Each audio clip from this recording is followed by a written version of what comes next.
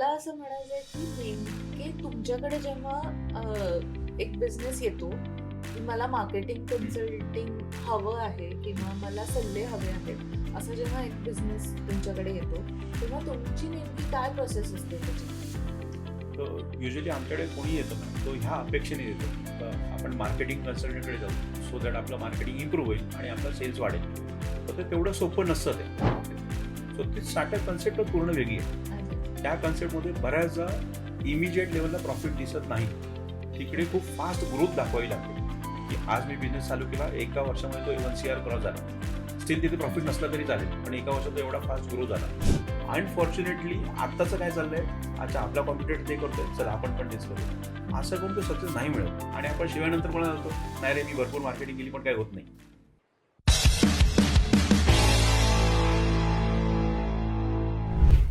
नमस्कार, मी सुखदा. Share the story मध्ये तुमचं पुन्हा एकदा स्वागत. हा एक नवीन एपिसोड खास तुमच्यासाठी. आपलं प्रोडक्ट चांगलं आहे पण सेल्स होत नाहीये. सोशल मीडिया प्रेझेन्स आहे पण काही रिस्पॉन्सच येत नाहीये. मार्केटिंगची सगळी गणितं गडबडलेली आहेत. अशा वेळेला एक अवलिया येतो आणि मार्केटिंगची गणितं पट्टापट सॉल्व्ह करतो. आपला फुटफॉल वाढवतो आणि ग्राहकांचा ओघही वाढवतो. तुमच्याही बिझनेसमध्ये काही मार्केटिंगची गणितं अडली असतील तर हा एपिसोड खास तुमच्यासाठी आहे. चला तर सुरुवात करूया शेअर द स्टोरीच्या नव्या एपिसोडला. स्वागत करूया 6 बिझनेसेसचे ओनर आणि मार्केटिंग सल्लागार अमोल पुंडे यांचं. सर नमस्कार. नमस्कार आणि welcome to the share the story. आजपर्यंत 63 बिझनेस मध्ये तुम्ही तुमच्या सल्ल्याने तो बिझनेस वाढवलेला आहे आणि लोकांपर्यंत पोहोचवलेला आहे. आणि त्यामध्ये तुमचे स्वतःचे 6 बिझनेसेस तुम्ही समर्थपणे हाताळताय. त्याच्यात कोटीची उलाढाल आहे. म्हणजे इतकं सगळं साम्राज्य तुम्ही उभं केलंयत आणि तुम्ही लोकांना मदतही करता मार्केटिंगचे सल्ले देऊन. तर तुम्हाला काय वाटतं की मार्केटिंग म्हणजे काय असतं एका बिझनेससाठी? त्याच्याने पुस्तकातले डेफिनेशन भरपूर आहेत. बऱ्याच मोठमोठ्या कन्सल्टंटनी पण मोठमोठे डेफिनेशन दिलेले आहेत. पण मला आता एवढ्या वर्ष जे काही कळलंय मार्केटिंग म्हणजे काय, तर तुम्ही करत असलेली कोणतीही ॲक्टिव्हिटी ज्याच्यामुळे तुमच्याकडचा फुटफॉल किंवा इन्क्वायरीज वाढणार आहे, तर ती कोणतीही ॲक्टिव्हिटी म्हणजे मार्केटिंग आहे. म्हणजे एवढं सोपं आहे ते. म्हणजे इतकं सोपं वाटायला, म्हणजे फक्त वाटतं ते सोपं, पण ते खरं तर सोपं नाहीये. कारण सगळ्यांचंच असं होतं की मार्केटिंग केला की सेल्स वाढतो किंवा मार्केटिंग नाही आहे म्हणून सेल्स होत नाही, असं जे काही सगळे स्टेटमेंट्स आपल्याला ऐकायला मिळतात बाहेर. तर ते कितपत बरोबर आहेत आणि त्याच्यामध्ये किती तथ्य आहे आणि नेमकं काय असतं ते? आता इथे बेसिकली गडबडच अशी होते ना, आपण मार्केटिंग आणि सेल्सला ना म्हणजे एकच समजतोय. इथे प्रॉब्लेम असा आहे की सेल्स हा कम्प्लिटली वेगळा पार्ट आहे आणि मार्केटिंग हा कम्प्लिटली वेगळा पार्ट आहे.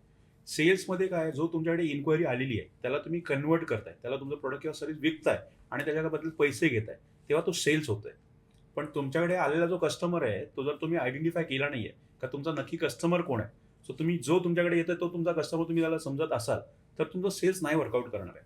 सो सुरुवात तुम्हाला मार्केटिंगपासून करायची आहे आणि ती सुरुवात कुठे होते, तर तुमचा नक्की कस्टमर कोण आहे तो तुम्हाला आयडेंटिफाय करणं आणि मग त्याच्यापर्यंत किंवा त्याला तुमच्यापर्यंत कसं आणायचं याच्यावरती काम करणं. म्हणजे तुमच्याकडे समजा आपण असं अज्युम करूया की 100 इन्क्वायरी तुमच्याकडे येत आहेत आणि तुम्ही प्रॉपर मार्केटिंगचा अभ्यास केला आहे, त्याच्यावर तुमच्या ॲक्टिव्हिटी झालेल्या आहेत आणि आलेल्या 100च्या 100 हे प्रॉपर प्रॉस्पेक्ट आहेत. सो तिकडे तुमचा ॲव्हरेज सेल जरी असेल ना तरी तुमचा कन्व्हर्जन रेशिओ जास्त आहे. आणि आता दुसरी केस आपण विचार करूया का तुम्ही मार्केटिंगवरती फार विचार केलेला नाही आहे, खूप मोठ्या प्रमाणावरती काहीतरी केलेलं आहे, येईल तो आपला कस्टमर असं समजतं आहे आणि इन्क्वायरी तर भरपूर आल्या पण सेल त्या प्रमाणात झाला नाही आहे. का नाही झाला आहे, तर तो फक्त क्युरिओसिटी म्हणून तुमच्याकडे आला आहे. आल्यानंतर त्याला कळतं की नाही, हा एक प्रोडक्ट आहे, सर्विस माझ्या कामाचं नाही आहे आणि तो घेत नाही आहे. सो इथे तुम्हाला काय करावं लागेल, तुमच्या सेल्सवरती खूप हायली काम करावं लागेल की माझं सेल्स मी कसं इम्प्रूव्ह करू शकतो. सो फक्त सेल्स इम्प्रूव्ह केल्याने सेल वाढतो का, नाही वाढत. तुमच्याकडे आलेला कस्टमर याच्यावरती तुमचा अभ्यास असला पाहिजे. पण मग आता मार्केटिंग हा जो एक शब्द आहे, जो भला मोठा शब्द आहे, हो. खरं तर त्याचा आवाका खूप मोठा आहे. अशा पद्धतीनं जेव्हा आपण त्या मार्केटिंग या शब्दाकडे बघतो तर त्याच्या खाली काय काय प्रोसेसेस येतात, म्हणजे काय नेमकं बघितलं पाहिजे? म्हणजे मी जी काही प्रॅक्टिस करतो त्याच्यामध्ये परत तेच, तुमचा नक्की कस्टमर कोण आहे. म्हणजे काही वर्षांपूर्वी आमच्याकडे केस स्टडी आली होती. तो एक मुलगा अगरबत्ती बनवतो घरच्या घरी. त्याचा सेल बऱ्यापैकी चांगला चालला होता. अनफॉर्च्युनेटली तो जेव्हा आमच्याकडे आला तेव्हा त्याचं बजेट संपलेलं होतं. आणि ते बजेट का संपलं होतं, त्याला कोणीतरी सांगितलं का तू ई कॉमर्स वेबसाईट चालू कर स्वतःची, आणि मग तिथून अगरबत्ती विकणं चालू कर, म्हणजे तुला बसल्या बसल्या विकणं सोपं होईल. ते तुला हे रिटेलर डिस्ट्रीब्युटर याच्यामध्ये पडायची गरज नाहीये. सो प्रॉब्लेम असा की त्याच्यावरती खर्चही त्याने बराच केला, जवळपास 75,000. आणि जेव्हा मी त्याला प्रश्न विचारला की ही वेबसाईट तर खूप सुंदर झाली आहे, आता मला सांग याच्यावरती सेल किती होते. तो म्हटलं एकही सेल होत नाही. म्हटलं काय कारण वाटतं. तो मला माहिती नाही, पण मला एका एजन्सीने मला सांगितलं की वेबसाईटचं आता प्रमोशन व्हायला पाहिजे, ती वेबसाईट लोकांपर्यंत जात नाहीये म्हणून सेल होत नाहीये. सो त्याच्यावरती माझा एक साधा प्रश्न होता, तुम्हाला असा एकतरी कस्टमर दाखव जो ऑनलाईन अगरबत्ती घेतोय. अगरबत्ती आजही ती एकदा तरी नाकाला लावली जाते, वा छान सुगंध आहे, आता घेऊया. आणण्याचा आणखी तुमचा फार मोठा ब्रँड आहे, सायकल म्हणा किंवा हे म्हणा, तुम्ही तुमचं प्रोडक्ट नाही विकलं जाणार आहे असं ऑनलाईन. बरं इथे तुमची हाऊस होतीच का नाही, माझी वेबसाईटच असायला पाहिजे, तर एवढा खर्च नाही व्हायला पाहिजे. So असे मिसगाईड करणारे भरपूर आहेत. आणि त्याच्यामुळे होतंय असं की मार्केटिंग म्हणजे डिजिटल मार्केटिंग हे एवढंच गणित असं लोकांना वाटतंय. याच्या पलीकडे कितीतरी ऑप्शन्स आहेत जिकडे तुमची मार्केटिंग होऊ शकते, त्याच्यामुळे डिजिटलचा डी सुद्धा येत नाही. ओके, म्हणजे डिजिटलचा डी सुद्धा येत नाही हे बरोबर आहे, पण त्याच्यामध्ये पण काहीतरी स्ट्रॅटेजी असणार. म्हणजे फॉर एक्झाम्पल, मध्ये मी कुठेतरी वाचलं होतं की बालाजी वेफर्स हा एक खूप मोठा ब्रँड आहे आता, आणि जो लेझला टक्कर देतोय हम्म. चांगली. तर ते प्रोडक्ट मार्केटमध्ये येण्याच्या अगोदरच त्याची डिमांड क्रिएट केली गेली, हम्म. आणि ती त्याच लोकांनी क्रिएट केली गेली पर्पजली. तर मग ही जी स्ट्रॅटेजी आहे ती त्यांनी वापरलेली त्यांच्या प्रोडक्टसाठी बरोबर. स्ट्रॅटेजी होती. तर अशा म्हणजे स्ट्रॅटेजीज वापरल्या जातात का मार्केटिंगमध्ये, की स्ट्रॅटेजीचा रोल किती असतो मार्केटिंगमध्ये? स्ट्रॅटेजीचा खूप मोठा रोल आहे, आणि ते कम्प्लिटली डिपेंड करतं तुमचं बजेट किती आहे. आता बालाजीने जी काही ऍक्टिव्हिटी केली होती ना, त्यालाही त्यांचं काही बजेट असणार आहे. सो मला आता आठवतंय की दादरला एक दुकान होतं जो कपडे विकत होता, आणि ते पण कॉलेज गोईंग स्टुडंटसाठी वगैरे. प्रॉब्लेम असा होता, ते दुकान खूप आतमध्ये होतं, म्हणजे बाहेर त्याची कुठेच काही पार्टी नाही, काही नाही, काही नाही. तो फक्त रेफरन्सवर त्याचं दुकान चाललंय. सो त्याला त्याचा सेल वाढवायचा आहे. तो मला याच्यासाठी काय करता येईल. जेव्हा बजेट विचारलं गेलं तो आपण 1,000-2,000 रुपये खर्च करू शकतो. म्हटलं एवढ्या बजेटमध्ये फार कठीण आहे, स्टील आपण काहीतरी विचार करूया काय करता येईल. सो तिकडे आम्ही एक स्ट्रॅटेजी अशी वापरली होती. म्हटलं तुमच्याकडे जेवढे काही कस्टमर येतात त्या सगळ्यांचा डेटाबेस जमा करायचा, म्हणजे मोबाईल नंबर जमा करायचे, आणि त्यातल्या सगळ्या लोकांना ते ब्रॉडकास्ट करायचं की तुमच्या रेफरन्सने जर कोणी इथे आलं तर त्याची तुम्हाला काहीतरी कमिशन मिळतील. हे सगळं कॉलेज स्टुडंटसाठी होतं. रिझल्ट 0 होता. का सेकंड स्टेप आम्ही अशी केली, त्यातल्या काही 5-6 मुलांना बोलवलं आणि सांगितलं तुमच्या रेफरन्स आमचा काही सेल झालाय, त्याचे एक कमिशन घ्या. सर रॅन्डमली पैसे वाटले गेले, कोणाला 400 रुपये, कोणाला 500, कोणाला 1000 रुपये. सो त्याच्यानंतर जो काही स्पीड त्यांनी जो पकडलाय रेफरन्सवाला, जवळपास तो महिन्याचा 1,00,000 जो काही सेल होता ना, तो डायरेक्ट 6 लाखांवरती गेला होता, फक्त या एका ऍक्टिव्हिटीमुळे. ओके. हा, म्हणजे प्रत्येक जसं प्रॉडक्ट तसं स्ट्रॅटेजी असं आपण म्हणू शकतो का? हो, ऑब्व्हियसली. म्हणजे तुमची सेम इंडस्ट्री जरी असेल, म्हणजे तुम्ही जो बिझनेस करता तोच मी करत जरी असलो ना, स्टील इकडे प्रत्येकाची स्ट्रॅटेजी वेगळी असणार आहे. कारण तुमची थिंकिंग, तुमचं विजन काय आहे, माझं विजन काय आहे, तुम्ही कुठे बिझनेस करताय, मी कुठे बिझनेस करतोय, अशा कितीतरी गोष्टी आहेत. अनफॉर्च्युनेटली आत्ताचं काय चाललंय, अच्छा आपला कॉम्प्युटर ते करतोय, चला आपण पण तेच करूया.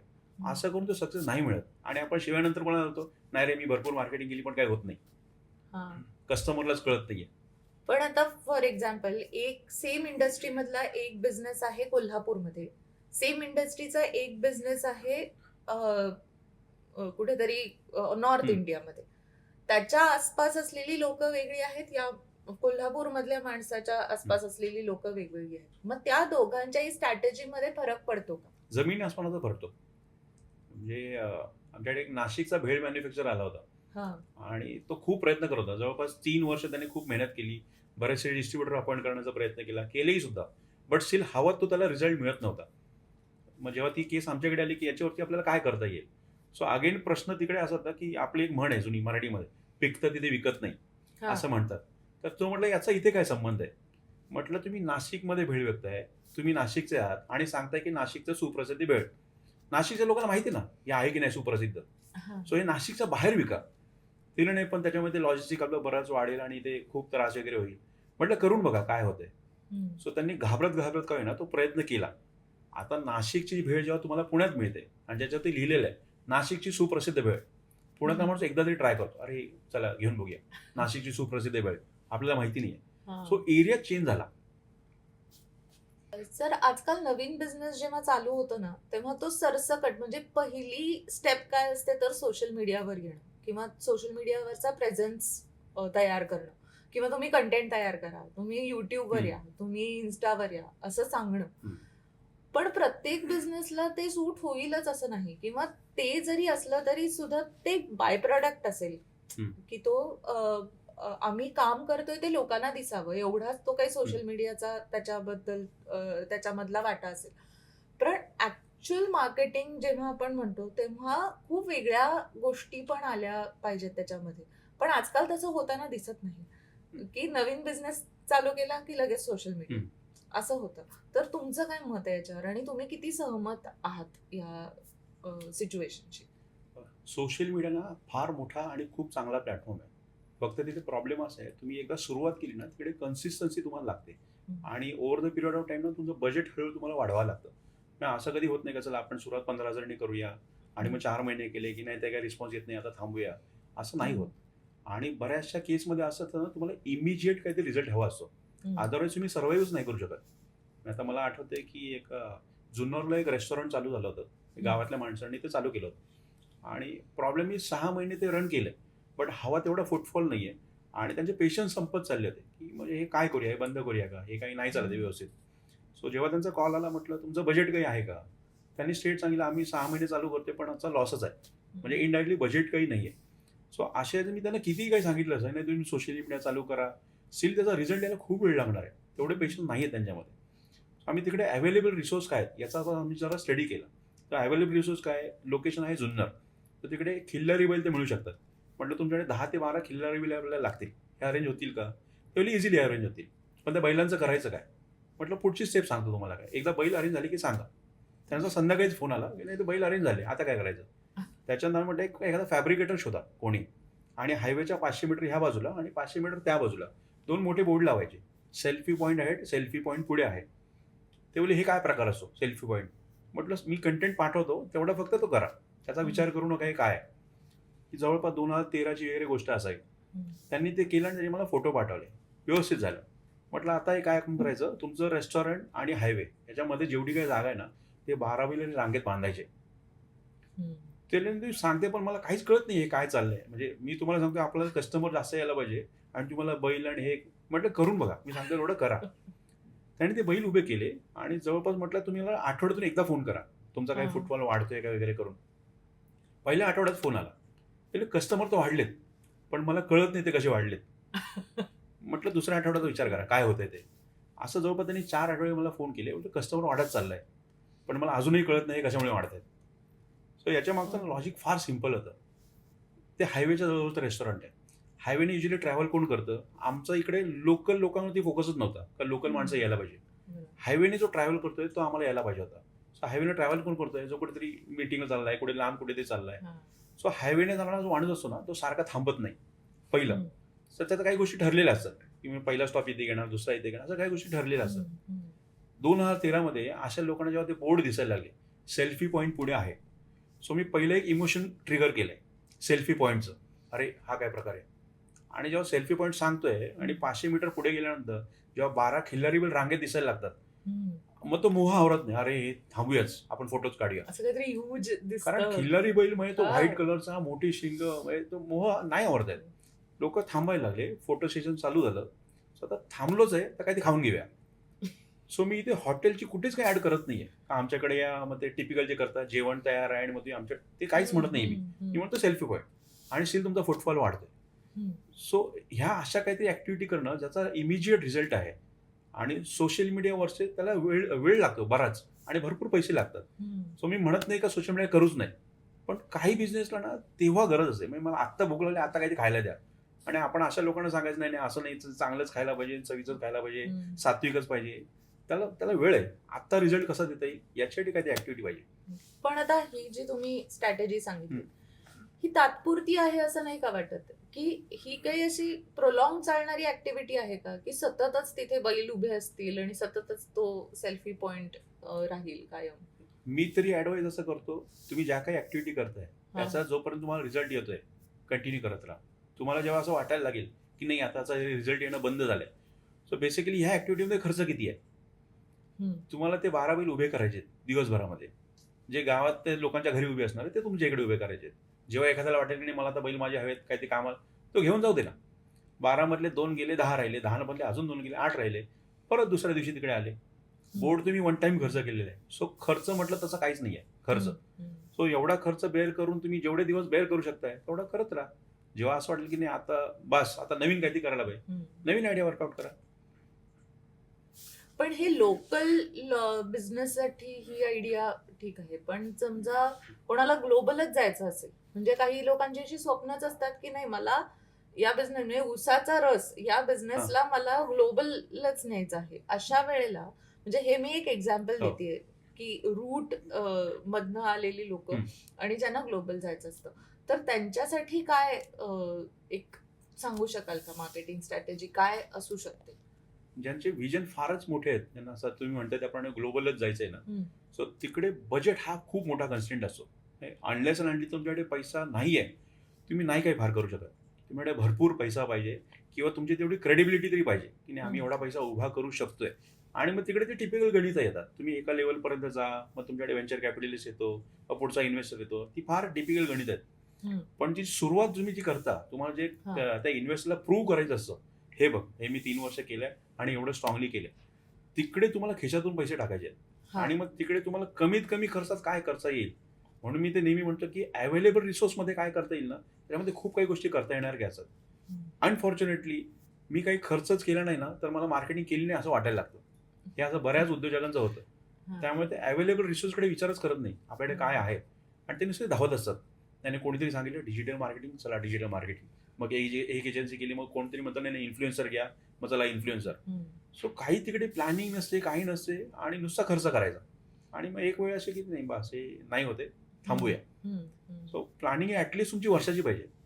आपल्याला वर्षभरात पोहोचायचंय कुठे, एकदा का ते ठरलं, आणि मग ते रिव्हर्स कॅल्क्युलेशन पाहिजे. बऱ्याच जणांचं रिव्हर्स कॅल्क्युलेशन कधी होत नाही. बऱ्याच जण आज हे करून बघूया, उद्या ते करून बघूया, आणि ते करून बघूयामध्येच बरेच वर्ष जातात.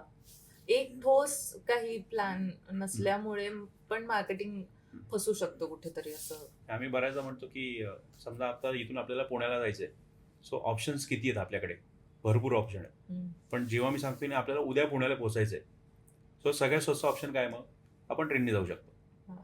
दुसरा आता ऑप्शन काय, आपण बसने जाऊ शकतो. पण मी समजा म्हटलं नाही मला ना आता अर्ध्या तास पोहोचायचंय, मग कोणताच ऑप्शन नाही आहे. मग ऑप्शन काय राहिला आपल्याकडे, हेलिकॉप्टर हायर करायचं आणि हेलिकॉप्टरने जायचं. मग तिकडे तेवढं बजेट आहे का, नाही आहे बजेट. सो तुमचं जेव्हा ते गोल सेट होईल ना की मला आता पुण्याला जायचंय आणि ते कधी जायचंय, मग पुढच्या ऍक्टिव्हिटीज करणं सोपं आहे फार. पण अनफॉर्च्युनेटली जायचंय कुठे हे डिसाईड नसतं लोकांचं. मग लोक आपल्या गाड्या काढतात, चला निघूया, मग ट्रॅफिक मध्ये फसत. ओके, आपण 2-3 मीटिंग्स केल्या याआधी पण, आणि आपण बऱ्याच वेळेला चर्चा केली प्रोडक्ट बद्दल, मार्केटिंग बद्दल, बिझनेसेस बद्दल. प्रत्येक वेळेला हा एक स्टेटमेंट म्हणा आपण एक असा आलेला आहे की तुमचा टार्गेट कस्टमर कोण आहे. असं प्रत्येक वेळेला तुम्ही तिथेच येऊन आपण थांबतो. तर हा टार्गेट कस्टमर नेमका शोधायचाच कसा? कारण खूप जणांना तिथेच म्हणजे सगळेजण तिथे येऊन पोहोचतात पण ते सॉल्व्ह नाही होत. की मला असं वाटतं की माझा टार्गेट कस्टमर तो आहे, पण खरं तर तो नाहीये. असं जेव्हा कळतं लोकांना तेव्हा ते सॉल्व्ह कसं करायचं आणि तिथपर्यंत पोहोचायचं कसं, त्या उत्तरापर्यंत? तुम्हाला तर डिजिटल मार्केटिंग बद्दल आयडिया असेल ना, तर आपण फेसबुकमध्ये काही कॅम्पेन वगैरे करतो, आणि मग कॅम्पेन करताना तोही आपल्याला विचारतो तुमचा टार्गेट ऑडियन्स कोण आहे. मग तिकडे आपण ते एज ग्रुप घेतो, तिकडे सेक्स घेतो, लोकेशन घेतो, अशा बेसिक गोष्टी घेतो. तर इथे ना मला फार मोठी केस स्टडी मला आठवते, 5-6 वर्षांपूर्वी आम्ही केली होती. आता लेट्स आता इमॅजिन करा की BMW सारखा ब्रँड एखादी ऍक्टिव्हिटी करतोय. सो त्यांनी प्लॅनिंग केलं नसेल का, त्यांचं तर खूप डीप लेवलला प्लॅनिंग असेल, कुठे करायला पाहिजे, कसं करायला पाहिजे. त्यांनी तो टार्गेट ऑडियन्स आयडेंटिफाय केलेला होता, सगळं बरोबर होतं, आणि स्टील रिझल्ट 0. आता ती केस काय होती ना, HNI सोसायटीज असतात बऱ्याचशा, तिकडे भरपूर पैशावाली लोक तिकडे राहतात. अशा सोसायटीमध्ये BMW इव्हेंट करते. प्रॉब्लेम असा आहे, टार्गेट ऑडियन्स इकडेच आहे, पण तो जो काही इव्हेंट चाललाय त्या इव्हेंटला कोणी येतच नाहीये. वर्स्ट केस, वरतूनही कोणी बघत नाहीये का काय इव्हेंट चाललाय एक्झॅक्टली. आता का असं होतंय, इव्हेंट BMWचा आहे, जिथे ते लोक राहतात त्या लोकांकडे ऑलरेडी BMW, मर्सिडीज ह्या गाड्या आहेत. म्हणजे काय करायचं ते इव्हेंटला जाऊन, का तर काही मोठंच सापडत नाहीये ना. सो इकडे टार्गेट ऑडियन्स एका लेवलपर्यंत येऊन त्यांनी आयडेंटिफाय केलाय. जेव्हा ही केस आमच्याकडे आली, मी म्हटलं टार्गेट ऑडियन्स चुकलाय तुमचा. तर ती म्हणाले हे कसं पॉसिबल आहे, म्हणजे हाच माणूस पे करू शकतोय. म्हटलं तसं नाही, पण त्या माणसाला खाली कोण आणू शकतो. ते म्हणजे असं कोण खाली आणणार आहे, म्हणजे आम्ही चांगला इव्हेंट केला तरच ते खाली येणार. म्हटलं असं नाही होतंय, आपल्याला टार्गेट त्या लहान मुलांना करायचंय. तर ते मुलांचा काही संबंधच नाही आहे तिकडे. सो आम्ही त्या इव्हेंटमध्ये काही चेंजेस केले. संडे मॉर्निंगला इव्हेंट असा केला, make sure your child wins, हे असं केलं. सॉरी, हे असं make your child genius, organise by BMW. So हे लहान मुलांसाठीचा इव्हेंट आहे. BMW सारखी कंपनी ऑर्गनाईज करते. सो मुलं खाली आले, मुलांना सगळं सेन्सर बेस्ड नॉलेज दिलं, गाडीमध्ये किती सेन्सर असतात, सेन्सर कसं काम करतो वगैरे वगैरे. सो हे बोलले ठीक आहे, पण पुढे काय. म्हटलं हा इव्हेंट संपल्यानंतर दुसरी अनाऊन्समेंट करायची, make sure your dad wins. आता मुलांना वाटतं की माझे वडील जिंकले पाहिजे, आणि हे संध्याकाळी 4 वाजता आहे. 4 वाजता मी क्विज शो ठेवला, आणि त्याच्यामध्ये आन्सर सगळे सेन्सर बेस्ड, आणि उत्तर मुलं देत आहेत. बऱ्याचशा वडिलांना काही माहिती नाही, अरे हे काय. सो काही लोकांना ते प्राऊड फील वाटलं, अरे माझ्या मुलाला किती काही काही येत आहे. काहींना असं वाटलं की माझ्याकडेच BMW आहे, स्टील मला ह्या गोष्टी माहिती नव्हत्या. सो बरेचसे लोक नुसतं खाली नाही तर काउंटरपर्यंत गेले. सो मार्केटिंगचं काम संपलं तिकडे. तुमच्या दाराशी कस्टमर आणून दिले, आता पुढे काम चालू होतं सेल्सचं. सो इथे नुसता टार्गेट ऑडियन्स चेंज केला म्हणून एवढा मोठा इम्पॅक्ट पडला. हा, ओके. पण मग असं कायम म्हटलं जातं ना की मार्केटिंग आणि सेल्स हे एक हातात हात घालून चालणारे मित्र आहेत. पण सेल्स हा कसा वेगळा आहे मार्केटिंग पासून, हे अजूनही थोडंसं इलॅबरेट मी झालं पाहिजे. मगाशी जे सांगितलं होतं ना, मार्केटिंगचं काम बऱ्यापैकी कुठे संपतंय, एकदा का त्या कस्टमरची इन्क्वायरी किंवा तो कस्टमर फुटफॉल म्हणून आपल्याकडे आला, हा. मार्केटिंगचं काम झालेलं आहे. त्याने त्या कस्टमरला व्यवस्थित डायरेक्ट केलं की नाही इथे इथे जा, तुमचं जे काही प्रॉब्लेम म्हणा, नीड म्हणा, ते इकडे सॉल्व्ह होईल. आता सेल्सचं काम काय चालू होतंय, त्याला ते प्रोडक्ट किंवा सर्व्हिस विकायची आहे. सो विकण्याचं टेक्निक हे पूर्ण वेगळं आहे. पण ते बऱ्याच जणांची अडचणच अशी होते की ते दोघांना एकच समजतात, आणि त्यांना असं वाटतं की आता मी मार्केटिंग केली आहे ना, मग सेलचं काय सोपं आहे. असं नाही होत, हे दोन्ही वेगवेगळे सायन्स आहेत. पण मग ते काय वेगळं आहे हे पण थोडंसं इलॅबरेट. एक क्लासेस होते आमच्याकडे, टिपिकल क्लासेस असतात ना, 7वी 8वी 9वी 10वी असे शिकवणारे वगैरे. आणि तो क्लास अशा एरियामध्ये होता, म्हणजे ज्याला मिडल क्लास नाही म्हणता येणार, पण थोडंसं लोअर मिडल क्लास अशा एरियामध्ये होते. आणि भरपूर क्लासेस होते तिकडे. सो त्यांची अडचण अशी होती, बोलतात आमच्याकडे पेरेंट्स भरपूर येतात, पण प्रॉब्लेम असा की ते दार उघडतात आणि तिथून विचारतात, हो 8वीची फी किती आहे, 9वीची फी किती आहे. आणि आम्ही बोललो की हां 12,000. ते दरवाजा बंद करून पुढे जातात इन्क्वायरी करायला. म्हटलं अडचण काय. तुला नाही, समोरचा जर आतमध्ये आला आणि तो जर ऐकून घेतलं त्याने आमचं, तर आम्ही त्याला कन्व्हिन्स करू शकतो. सो त्यांच्या म्हणण्याप्रमाणे त्यांचं सेल्स स्ट्रॉंग आहे, पण तो आत येऊ दे, तो आतच येत नाहीये, तो दारातूनच विचारतोय. म्हटलं इथं फार सोपं आहे. प्रॉब्लेम असा होतो जेव्हा मी म्हणतो ना, अरे हे फार सोपं आहे, समोरचा असा मनातच म्हणतो, अरे मला मी साला 3 वर्ष प्रयत्न करतोय, आम्हाला सापडत नाही, आणि तू म्हणतोय हे फार सोपं आहे म्हणून. आता इथे सोपं काय होतं, एक गोल्डन रूल आहे, आयदर तुम्ही कन्व्हिन्स करा किंवा कन्फ्यूज करा. कन्व्हिन्स करण्यासाठी तो आत यायला पाहिजे, तो येत नाहीये, म्हणजे तुम्ही कन्व्हिन्स नाही करू शकत आहे. सो आता कन्फ्युजन इथे काय क्रिएट करता येऊ शकतं, जेव्हा कोणी दारातून विचारतंय तर तुमची 8वीची फी किती आहे, आधीचं उत्तर होतं 12,000. म्हटलं आता 1,000 सांगायचं. तो बोला नाही, पण आपली 1,000 नाहीये. म्हटलं हिशोब एकच आहे, तुम्ही वर्षाची सांगताय, मी महिन्याची सांगतोय. तो ह्या कन्फ्युजनमध्ये आत येईल. तर इथे तो ओनर पण थोडा कन्फ्यूज झाला, अरे हे वेगळं आहे काहीतरी, करून बघूया. त्याने ते केलं, रिझल्ट यायला लागले, लोक त्या कन्फ्युजनमध्ये आत यायला लागले, बसायला लागले, आणि मग यांचं ती सेल्स पीच चालू होते. तर तिकडे त्यांचं कन्व्हर्जन वाढलं. मगाशी तुम्ही जे म्हणालात ना की क्लासमध्ये तो येत होता आणि कन्फ्यूज करायचं बेसिकली, तर अशा वेळेला तुमचं मार्केटिंग खूप स्ट्रॉंग झालेलं असतं जेव्हा तुम्ही अशा काही स्ट्रॅटेजीज वापरून मार्केटिंग करता. पण मला असं वाटतं की खूपदा असं होतं की प्रोडक्टमध्ये काहीतरी प्रॉब्लेम असतो किंवा म्हणून त्यांचा सेल्स होत नाही, कारण खूप वेळेला कन्व्हिन्सिंग पार नसते, खूप वेळेला कन्व्हिन्स करण्यामध्ये आपण कुठेतरी कमी पडतो आणि मग तो आलेला कस्टमर जातो. तर असे काही केसेस आहेत का, कारण तिथे मार्केटिंग खूप स्ट्रॉंग झालेलं असतं आपलं. बऱ्याचदा असं होतं ना की तुमचा जर टार्गेट ऑडियन्स जर बदलला तर तुमची मार्केटिंग ॲक्टिव्हिटी पण चेंज झाल्या पाहिजे आणि ॲट द सेम टाईम तुमची जी काही सेल्सची जी काही पिच असेल ती पण चेंज झाली पाहिजे. पण बऱ्याच केसमध्ये असं होतं की सेल्सची पिच नाही चेंज झालेली असेल, ती तीच वापरली जाते. मार्केटिंग ॲक्टिव्हिटी चेंज झाली, समोरचा ऑडियन्स पण चेंज झाला आहे, पण सेल्स पिच तीच आहे. बऱ्याच वर्षापूर्वी आमच्याकडे एक म्युच्युअल फंड ॲडवायझर आले होते. सो ते तुम्हालाही माहिती असेल, तुम्ही भरपूर लोकांना भेटला असाल. त्यांची एक टिपिकल ती स्क्रिप्ट असते. तर हा. तुम्ही 500 रुपयाने पण सुरुवात करू शकता. मग ते 20 वर्षात अशाचे होतील, मग त्याच्यापुढे ते गोल प्लॅनिंग वगैरे सगळं असंच आहे. सो हे सगळं बरोबर आहे, हे सगळं पटण्यासारखं आहे. पण आता तुम्ही इमॅजिन करा, हे सगळं ते सांगतात एखाद्या कॉलेज स्टुडंटला. हा. आणि याच्यासाठी त्यांनी बऱ्याचशा कॉलेजबरोबर टायअप केले. कॉलेजमध्ये जायचं आणि ते सगळं म्युच्युअल फंडबद्दल अवेअरनेस क्रिएट करायचा आणि हेच 500ने सुरुवात करा, मग 20 वर्ष असे होतील. सगळं बरोबर आहे, तरी पण का नाही कन्व्हिन्स होते? कारण समोरचा ऑडियन्स जो आहे तो 20 वर्षानंतरचा विचार नाही करत आहे. स्पेसिफिकली जो कॉलेजचा स्टुडंट आहे, त्याला इमिडिएटचं काहीतरी पाहिजे. तो बऱ्याचदा तो करिअर फोकस पण नसतो. बऱ्याचदा फार कमी मुलं असतात जे कॉलेजमध्ये करिअर फोकस असतात, मला पुढे असं काही करायचं आहे. सो इकडे स्क्रिप्टमध्ये आपण फार थोडेसे चेंज केले. म्हटलं सर हे 20 वर्षाचं प्लॅनिंग नाही सांगायचं आहे, आपल्याला 2 वर्ष 3 वर्ष एवढं शॉर्टमध्ये काही सांगता येईल का? तर ते म्हटले नाही म्युच्युअल फंड याच्यात. म्हटलं ते नका सांगू, हे याच्यासाठी नसतं, काय करता येईल ते मला सांगा. तिला अरे 2-3 वर्षात किती पैसे जमा होणार आहे? हो ना, नाही 500 रुपये जरी जमा केले, म्हटलं प्रॉफिट सोडून द्या. 500 रुपयांनी जरी आपण म्हणतोय तरी वर्षे 6,000 होतात. 2 वर्षाचे आपले 12,000 रुपये जातात. 12,000 चांगली अमाऊंट आहे. नाही पण 12,000 काय प्लॅनिंग करणार आहे तुम्ही? म्हटलं तुम्ही असं इमॅजिन करा, एखादा कॉलेज स्टुडंट जो 2 वर्षानंतर 3 वर्षानंतर ग्रॅज्युएट होणार आहे आणि ग्रॅज्युएशन झाल्या त्याला बाईक घ्यायची आणि त्याचा डाऊन पेमेंट रेडी आहे. तो खुश होतोय ना, अरे चला हे आजच चालू करूया, लगेच आपलं डाऊन पेमेंट रेडी होत आहे. पहिला पगार आला का आपली बाईक लगेच आली. तुला अरे हां हे कनेक्ट होईल. मग त्याने अशा गोष्टी चेंज केल्या त्याच्या स्क्रिप्टमध्ये.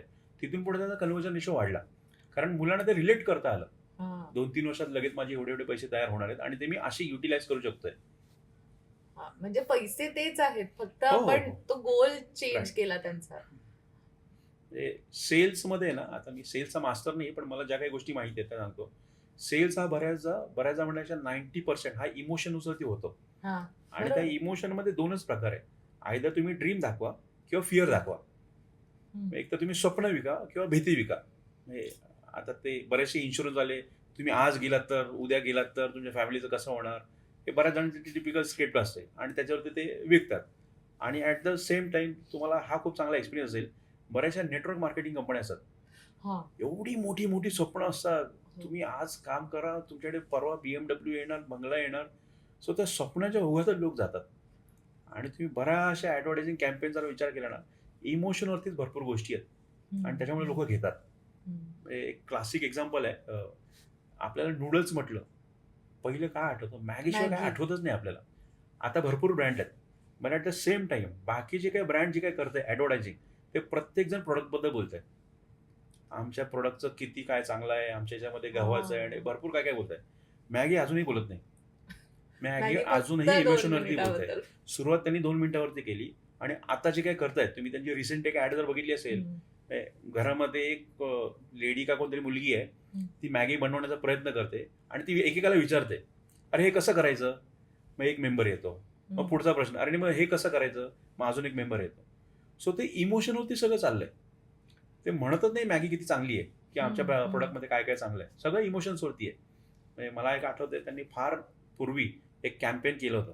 एवढं स्ट्रॉंगली असं मोठ्या ब्रँडने सांगणं फार मोठी डेअरिंग लागते. त्यानंतर तुम्हाला जर काहीच सुचत नसेल तर मॅगी खा, पण तुम्हाला जर सुचत असेल काय खायचं आहे तर मॅगी खाऊ नका. एवढं बोल्डली कोण बोलतंय? आणि याच्यावरती पुढची ॲक्शन फार महत्त्वाची येते. जेवढे काही असे रिमोट एरिया आहेत तिकडे ते मॅगी कशी अवेलेबल होईल याच्यावर त्यांनी फार स्ट्रॉंगली काम केलं. म्हणजे मी आता बायकर वगैरे आहे, त्यामुळे मला माहिती आहे, बरेचसे रायडर असे कुठेतरी जातात डोंगर बिंगरमध्ये ना, ते मॅगी खातात, कारण तिथे सुचत नाही काय खायचं आहे. यांनी ते डोक्यात फिट केलेलं आहे, काही सुचत नाही मॅगी खा, तर तिकडे मॅगी खातात. सो मॅगीना तो एखादा नॉस्टॅल्जिया झालाय, काही नाही तर मॅगी खायचं. आणि ते काही मिळालं नाही तर मॅगी तरी हमखास मिळते असं फार स्ट्रॉंग इमोशनवरती काम केलेलं आहे. सो मार्केटिंग म्हणजे इमोशन आहे. वा, हे भारी आहे, जबरदस्त.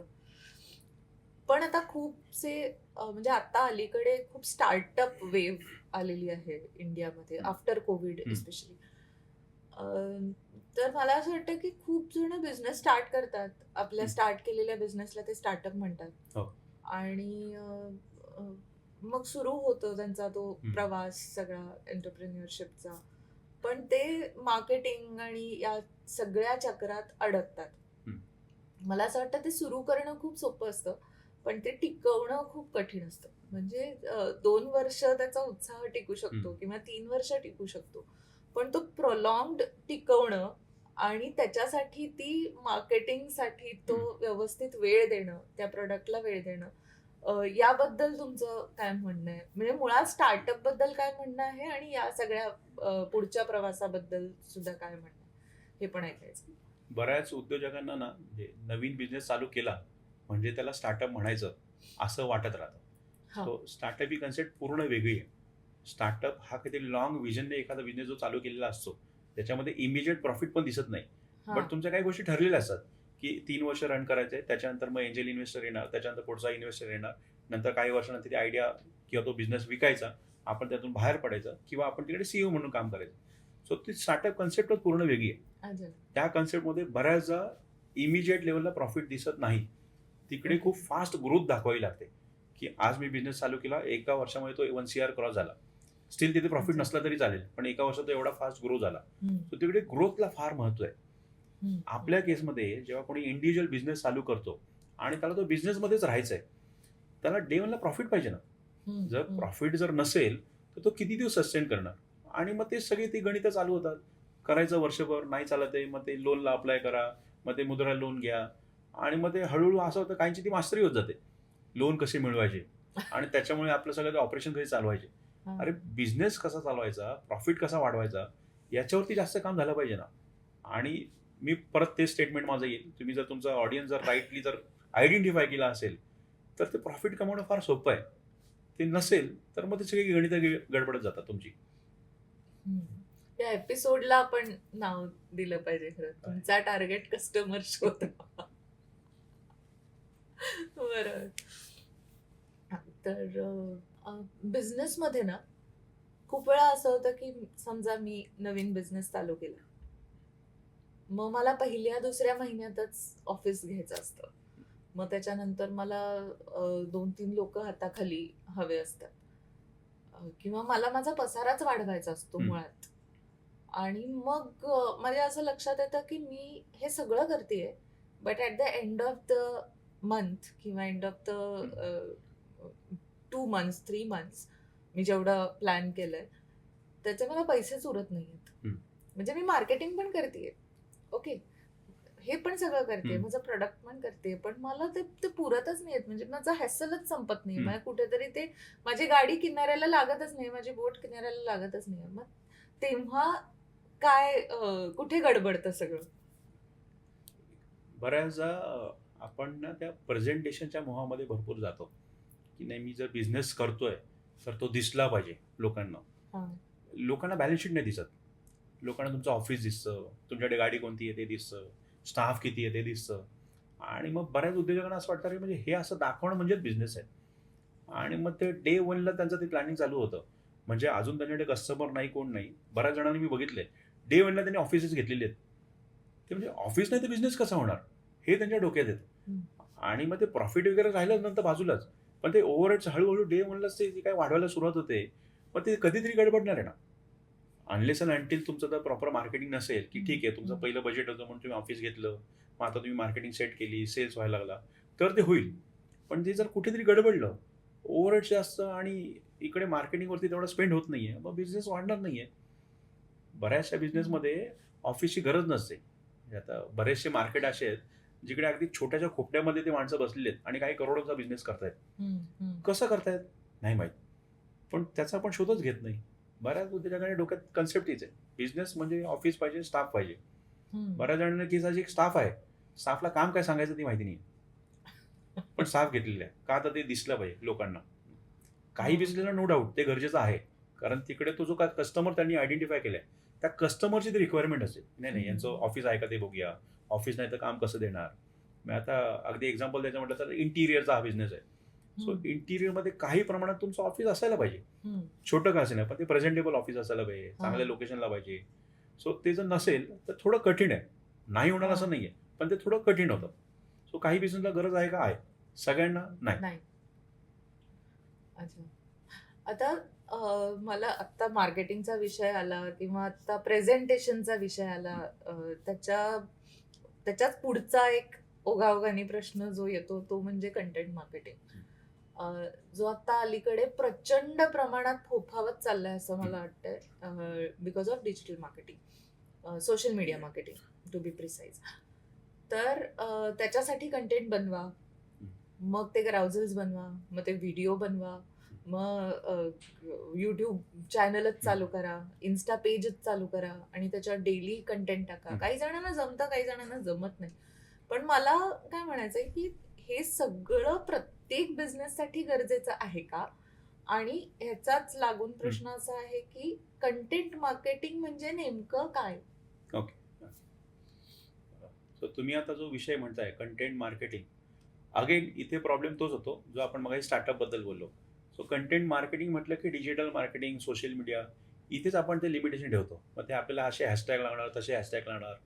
पण माझा मुद्दा असा आहे की कंटेंट हा काय फक्त तुमच्या मार्केटिंगमधल्या त्या डिजिटल मार्केटिंगमधला नाही आहे. तो तुम्ही जे काही मार्केटिंग ॲक्टिव्हिटी करताय, म्हणजे मी तर असं म्हणलं की तुम्ही जे काही प्रपोजल किंवा कोटेशन्स देताय तिथे पण तुमचं कंटेंट मार्केटिंग येतं.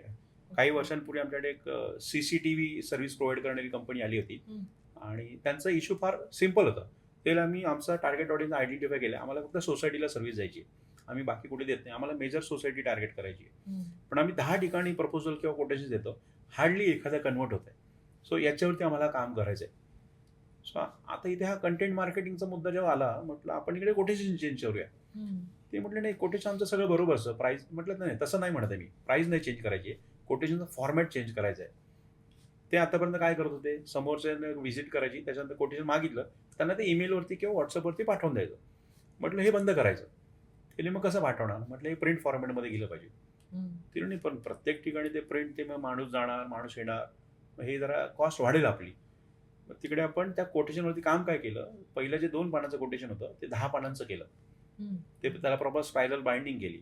पहिल्या पेजवरती त्यांच्या कंपनीचा लोगो फार मोठ्या प्रमाणात, दुसऱ्या, थर्ड आणि तिसऱ्या पेजवर त्यांच्या कंपनीची प्रोफाईल, त्याच्यानंतर त्यांच्या कंपनीला जर काही अवॉर्ड्स मिळाले असतील, काही न्यूजपेपर कटिंग असेल, ते सगळं भागा पेजमध्ये, आणि शेवटच्या पेजवरती त्यांचं कोटेशन.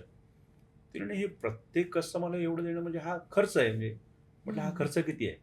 एका प्रिंटआउटचे 5 रुपये जरी पकडले तरी 50-100 रुपयाचं ते कोटेशन होत आहे. पण हे करून बघा काय होत आहे ते. त्यांनी ते केलं. आज त्यांचा रेशो हा 10 मधले 4 क्लोज होत आहे. अगेन याच्या मागचं लॉजिक काय? जेव्हा बाकी कोटेशन कम्पेअर केली जातात, बाकी यांचे फक्त 2 पेज आहेत, जिकडे फक्त प्राइस आणि ते सगळं टेक्निकल माहिती दिलेली आहे. इकडे ते प्रत्येक जे काही सोसायटी मेंबर आहेत, डिसिजन घेणार आहेत, त्या प्रत्येक जण ते गोथ्रू करतोय. यांची कंपनी, यांची प्रोफाईल किती जुनी आहे, ते फोटोज वगैरे बघतोय. सो कुठेतरी तो ट्रस्ट बिल्ड व्हायला मदत होते. आणि मग तुम्ही ते बाकीच्यांपेक्षा वेगळे दिसायला लागतात. नाही नाही, ही जरा चांगले वाटतात, तिकडे तो कन्वर्जन रेशो वाढतो. सो कंटेंट हा काही फक्त सोशल मीडियापुरता लिमिटेड नाहीये. हा तुमच्या कोटेशन म्हणा, तुम्ही एखाद्याला जेव्हा भेटताय तेव्हा तुम्ही काय बोलताय त्याच्याबरोबर, तिकडे पण तो कंटेंट येतो. फक्त सोशल मीडियापुरता नाही येतो. अच्छा, पण मग हे पोहोचवणं गरजेचं आहे ऍक्च्युली बिझनेससाठी. कारण आता जेव्हा कंटेंट मार्केटिंग असं म्हणतो, इवन जॉब सुद्धा जे येतात कंटेंट मार्केटिंगसाठी, जे जॉब्स येतात ते स्पेसिफिकली सोशल मीडिया रिलेटेड असतात. म्हणजे तिथे पण तो आवाका वाढवला जात नाही. हो, पण आता ते फार लिमिटेड आहे. म्हणजे आपल्याला, आपण बघताना काय बघतो ना, आपण सगळे मोठे ब्रँड बघतोय. आपलं कंपॅरिझन आपण मोठ्या ब्रँडशी करतो. नाही, मोठा ब्रँड असं करतो म्हणजे आपल्याला पण करायला पाहिजे. पण तो आपला कॉम्पिटिटरच नाहीये. म्हणजे त्याला तर आपण माहिती पण नाहीये आपण कोण आहोत, काय आहोत. त्याचं कॉम्पिटिशन भलत्याच ब्रँड बरोबर चाललेलं आहे. सो आपण त्याच्यावर कॉम्पिटिशनमध्ये का आहोत? त्यांचं बजेटच महिन्याचं 5 लाख, 10 लाख, काहींचं 50 लाख, काहींचं CR मध्ये. आपलं तेवढं बजेट आहे का? आणि बजेट असेल तर डेफिनेटली करा. पण नसताना मग काय करायचं गोष्टी? मग ती धडपड चालू होते. नाही, आपण थोडं करून बघूया, मग छोटी एजन्सी बघा, एकदा करून बघूया, 3 महिने करा, 6 महिने करा, रिझल्ट येत नाही, एजन्सीला बडबडा, अरे एजन्सी बरोबर नव्हती. सो तुमचं ते डिसिजन चुकीचं होतं हे कोणी मान्य नाही करत. ती एजन्सी कशी खराब होती याच्यावरती जास्त बोललं जातं. अच्छा, ओके. पण मध्यंतरी मला तुम्ही एक म्हणाला होता की खूप वेळा ना मार्केटिंगचा प्रॉब्लेम नसतो, सेल्सही चांगला असतो, मार्केटिंग चांगलं असतो, भलताच काहीतरी इश्यू असतो. तर असे पण प्रॉब्लेम्स येतात का कंपनीमध्ये, की जिथे काम नीट होत नाहीये म्हणून सगळं गडबडतंय? आता इथे असं काही झालंय का कधी? हो, बरंच होतं म्हणजे कारण आता वर्क कल्चर सेट करणं हा खूप मोठा भाग आहे कंपनीमध्ये किंवा कुठल्याही बिझनेसमध्ये. असं ते एका दिवसात होणारं हो, काम हो. नाहीये ते, किंवा मी राइट, पेपरवर उतरवलं आणि ते उद्यापासून झालं करेक्ट. असं ते नाहीये. सो इथे ना म्हणजे मी माझे जे काही बाकी बिझनेस करतोय, त्यातल्या एका बिझनेसमध्ये मी हा प्रयोग केला होता. अ, एक तरी माणूस असा पाहिजे ना, का जो सारखा लूपहोल शोधणारा असतो. म्हणजे तुम्ही त्याच्यावरती कितीही अच्छा. कंट्रोल करा. तो काहीतरी करतो आणि ते करतो तो. मग गडबड काहीतरी करतोच. म्हणजे तुम्ही एखादी सिस्टम इंट्रोड्यूस करा, एखादी प्रोसेस इंट्रोड्यूस करा. तो त्यातूनही काहीतरी मार्ग काढतो. इथून हं, कसा हं. पळ काढता येईल आपल्याला. सो इथे बरेच जण काय करतात ना, अशा माणसाला काढून टाकतात. मी हं. म्हणतो अशी माणसं हवीत. ही माणसं का हवीत ना, ही तुमची प्रोसेस इम्प्रूव्ह करण्यासाठी तुम्हाला खूप मदत करतात. म्हणजे तुम्ही एखादी प्रोसेस बनवा, तो लूप होल काढणार, आपल्या कच्चा हे एक लूप होल राहिले. तुम्हाला बाहेरच्या कन्सल्टंटची काही गरज नाही आहे ना. आता आमचा एक जो बिझनेस आहे ना, तिकडे आमचा सुपरवायझर जे काही काम करतो, तो सरप्रायझिंगली त्याची पगार फक्त त्याला 25,000 आहे. हं. पण डे वनला त्याने जेव्हा काम सुरुवात केली होती, मला त्या गोष्टीचं फार काही नॉलेज नव्हतं. हं. त्यामुळे तो खूप गोष्टी असं मला मिसगाईड करायचा. नाही हो सर, ते असं होतं, तसंच होतं.